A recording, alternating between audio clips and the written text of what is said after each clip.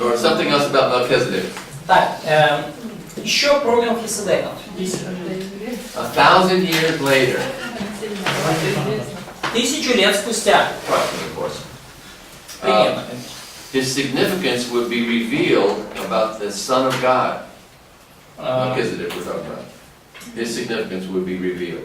Будет открыта его значимость. In Psalm 110, verse 3. В Псалме 109, в 3 Now, стихе. in Russian it's Psalm 109, verse 4. Ну, в русском это 109:4. It says, "You are a priest forever after the order of Melchizedek." И когда будет говориться о Сыне Божьем, будет сказано, что ты священник вовек по чину And Мелхиседека. still another 1,000 years after that, the same thing was said. 109:4. Said of Jesus Christ. И еще через 1000 лет будет сказано, что этот псалом говорит об Иисусе Христе. Who was after the line of Melchizedek, not after the Aaronic priesthood line. Да, и сказано, что Иисус это священник именно по чину Мелхиседекова, а не по чину Ааронова.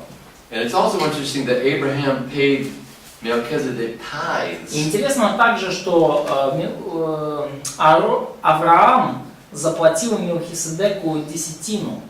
So what's interesting, a couple things. One is before the law of Moses, when they had tithes. И еще интересно, что это было еще до закона Моисеева, где у них была десятина. And of course, in the law of Moses, they had 3 kinds of И, tithes. конечно, в законе Моисеева было 3 вида десятин.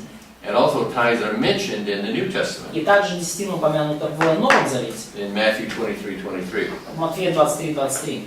Okay? Okay, we need to keep going because you guys like to do other stuff and get serious about these notes. I know. I like also. But we have to go further. Да, нам надо немножко быстрее двигаться, я понимаю, что там у нас серьезно. In verse 19. В стихе 19. Okay, we're still in chapter 14. Мы все еще в 14 главе, 19 стих. It says,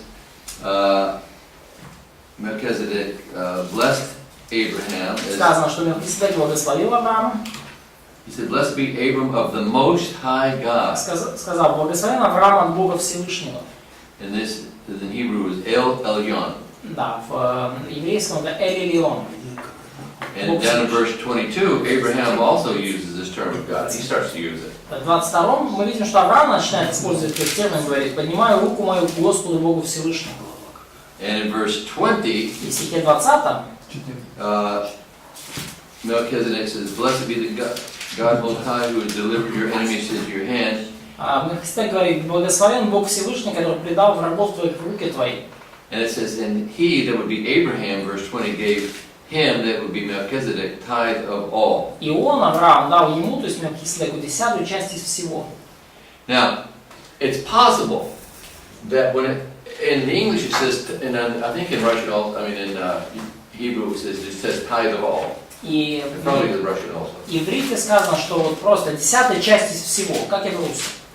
So, it may mean tithe of everything he had, but some people, like, and I'm thinking that Henry Morris also, they think it means the tithe of his best, 10% of his best stuff. No, he wouldn't take tithe of everything, all of his money, but the All the best cow. things he captured from the battlefield, or Well, how he got it, but whatever, like he would give him 10% of his gold, 10% of his best cows, 10% of his best. Да, но есть мнение, что это 10-я часть из наилучшего, то есть 10-я часть золота, 10-я часть серебра, 10-я часть наилучших коров и так далее. Откуда вообще есть какие-то идеи взялась, сама идея давать 10-ю часть кому-то? So, do we have any ideas or theories why this idea of tithes showed up?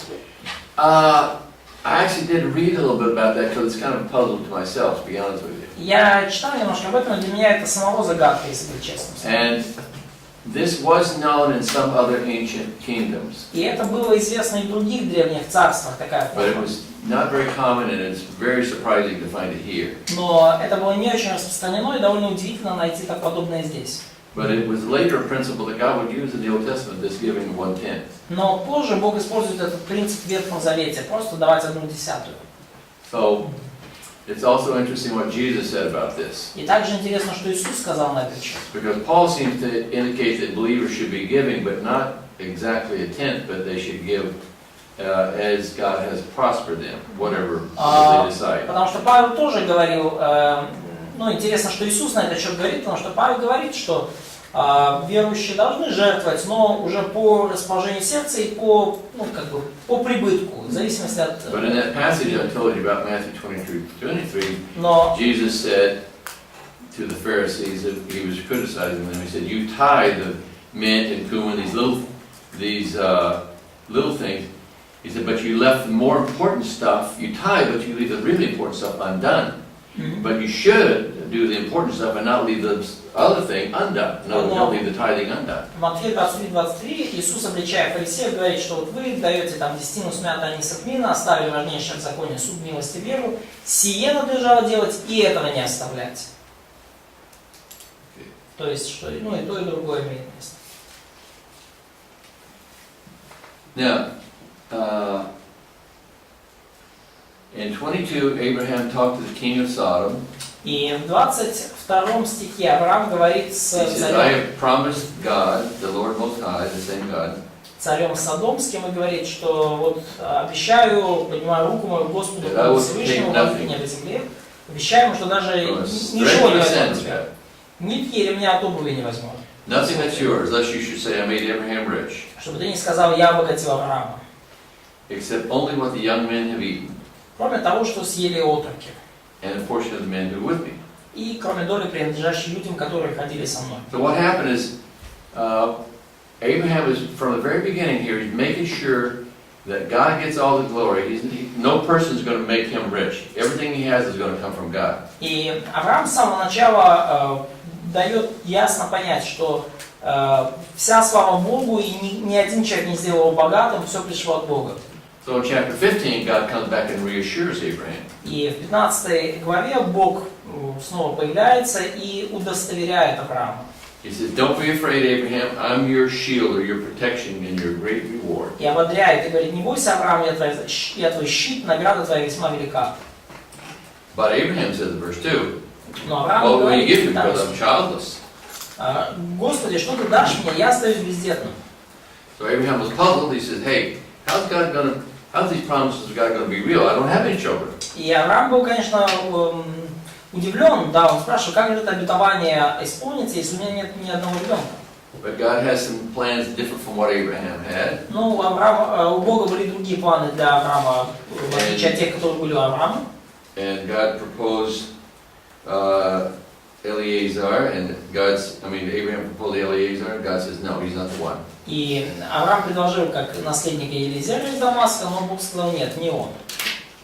And in verse 5, И в стихе 5 he brought him outside, says, look toward heaven, if you can count these stars, он вывел его this is how your blessing is going to be. и сказал, вот посмотри на небо, сосчитай звезды, если можешь счесть, вот столько у тебя будет потомков. So when Abraham came here, the Bible says he believed, verse 6, he believed in the Lord, and he counted to him for righteousness. И вот когда вот сказано, Авраам пришел туда, вот он, 6 стих, поверил Господу, и он вменил ему это в праведность. So this means that credit was given to someone with something that belonged to another person. So God was giving to Abraham this righteousness. То есть вменение подразумевает, что Аврааму было засчитано нечто, принадлежащее другому. То есть Божья праведность была засчитана, вменена Аврааму. Now, this is what we call the doctrine of justification by faith. И это то, что мы называем доктриной оправдания по вере. We know that salvation is by faith alone in Christ alone. Мы знаем, что спасение дается лишь по вере в одного лишь Христа. We know that justification is forever, with or without works. Мы знаем, что оправдание, оно дается навсегда, с делами или без них. Okay? And we know that God's will will not fail. И мы знаем, что Божья воля, она состоится. Abraham was circumcised at age 99. И Авраам был обрезан в возрасте 99 лет. But he was justified 14 years earlier. Но был оправдан 14 годами ранее. And discussed in Genesis 15 and 16. И мы это видим в Бытии 15 и 16 главе. And Paul also used it to show that justification is by faith in Romans chapter 4. И Павел также использует это место в Римлянам 4 главе, чтобы показать, что оправдание происходит только по вере. Okay? And then finally God says in verse 7, И потом, в конце концов, Бог говорит в 7 стихе. He said, I brought you out of Ur of the Chaldees to give you this land to inherit it. Я вывел тебя из Ура Халдейского, чтобы дать тебе землю всю его владения. So God is promising him, this is my will, it's not going to fail. Don't worry. Бог обещает снова Аврааму, вот это моя воля, и я не подведу, не переживай, я не оставлю это. Okay. Now, I don't think Abraham doubted in verse 8. It sounds like he might have doubted, but I think he was just asking how. То есть я не думаю, что в 8 стихе Авраам сомневается, да, How shall I know that I will inherit? почему мне узнать, что я буду владеть ее? Он просто хочет знать как, каким образом это он узнает. And they go into this very strange ancient ritual. И они совершают вот этот весьма странный древний ритуал. And they brought a 3-year-old cow, a 3-year-old goat, a 3-year-old ram, a turtle dove, and a pigeon. Птицу, козу, овна, горлицу, молодого голубя. They cut them all in half. Разрезают их наполовину. And it's a process, but this is an ancient way of making an agreement. То есть это такой древний способ заключать соглашение. It's also mentioned in Jeremiah 34. Также упомянут, кстати, в Иеремии 44 главе. Pretty close to the end of the Old Testament. Это уже почти конец Ветхого Завета. Okay? And then there's quite a bit of things here going on. Разные моменты вот идут, имеют место. He doesn't know it yet, but in 14 through 16 there's a prophecy of Abraham going into bondage in Egypt. Но вот с 14 по 16 стих мы видим пророчество о том, что израильский народ, еврейский народ будет в рабстве в Египте. In verse 12 it says Abraham И потом выйдут из него. went into a deep sleep, the same kind of sleep that Adam was in. Verse, which one? 20... Verse 15-12. Да, в 12 стихе мы видим, что на Авраама напал крепкий сон. Okay? Now, Abraham is not involved in the promise, only God is. И Авраам не участвует в этом обетовании, в заключении этого завета, только Бог это совершает. So what happens is he shows him this weird, some stuff you can read about it, but he shows him all these descendants. И происходят какие-то странные для нас вещи, но Бог показывает, что все его потомки. And talks about what's going to happen. Ему их и показывает, что дальше случится. And in verse, it's the prophecy of Egypt in verse 13. И вот пророчество о Египте, 13 стих, что будут они пришельцами в земле не своей, поработят и будут угнетать их 400 лет. Okay. Acts 7, verse 6 and 7. Деяния 7 глава, 6-7 стих. We can see that 400 is probably a round number for 430. Указывает на то, что 400 лет это примерно 400. Because this same thing is mentioned in Acts 7 when Stephen was dying. То есть то же самое. Where do we read about the 430? It's in Because in verse chapter 15 of Genesis and verse 13. Yeah, I see. Okay. So then turn to Acts 7. Да, откройте 7 главу Деяний. Там тоже говорится про эти 400 лет. In verse 6 and 7. 6 и 7 стих, Деяния 7. Деяния 7, 6. Says, nation will be in bondage. Будут переселенцами в чужой земле. Порабощение, притеснение лет 400. Let me see if I've got it here. 6 and 7. Yes. Where does it say the years? Нам бы это закругляться потихоньку. Yeah, 400 years. Okay. This is taken directly from the Genesis 15 passages. 15 Да, то есть вот из Деяния 7 глава это вот как раз прямо из Бытия взято. But in Exodus 12:30, но исход 12:30, it says 430 years. 12:30. Exodus 12:30 says 430 years. Да, времени же 12:40, да, времени же, в которое сыны Израиля обитали в Египте, было 430 лет. So what most people think is that they went to Egypt for 430 years and they were slaves for 400 years. Да, ну, скорее всего, как говорит, считает большинство людей, они всего были в Египте 430 лет, из них 400 были рабами. In verse 14, he gives them a promise that they will be exodus from Egypt and they will be wealthy.